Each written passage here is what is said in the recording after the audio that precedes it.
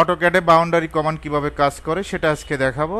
এখানে সবগুলো লাইন আলাদা আলাদা অবজেক্ট। আমরা চাচ্ছি এই বক্সটা একটা অবজেক্টে রূপান্তর হবে, এই বক্সটা একটা অবজেক্টে রূপান্তর হবে। বিও লেখে এন্টার, বাউন্ডারি শর্টকাট বিও লেখে এন্টার, পিক পয়েন্টে ক্লিক করব, জাস্ট এখানে একটা ক্লিক করব, ওকে, আবার ইন্টার দিব, অটোমেটিক বাউন্ডারি কমান্ডে আসবে। পিক পয়েন্টে ক্লিক করব, জাস্ট ক্লিক করব, ক্লিক করার পর আমরা এই অবজেক্টটা ডিলিট করে দেবো একটা লাইন। এখন দেখেন এটা একটা অবজেক্ট হয়ে গেছে আর এইটা একটা অবজেক্ট হয়ে গেছে। আমরা চাইলে এটা যদি চাই যে মুভ করব, এম লেখে এন্টার, সুন্দরভাবে কিন্তু এটা মুভ করে দিতে পারবো। আমরা যদি চাই যে এই অবজেক্টটা মুভ করব, এই অবজেক্টটা কিন্তু মুভ করতে পারবো। তারপর সিলেক্ট করে ডিলিট। এখন আমরা চাইলে এখানে বিভিন্ন ধরনের হ্যাশ করে দিতে পারি। এইচ লেখে এন্টার, কি লেখে এন্টার, এইচ লেখে এন্টার, এইরকম একটা ইন্টারফেস আসবে। যে ইন্টারফেসটা দেখতে পাচ্ছেন 31, স্কেলটা 15 করে দিব। কত করে দিব? 15। জাস্ট এখানে একটা ক্লিক করব, ওকে।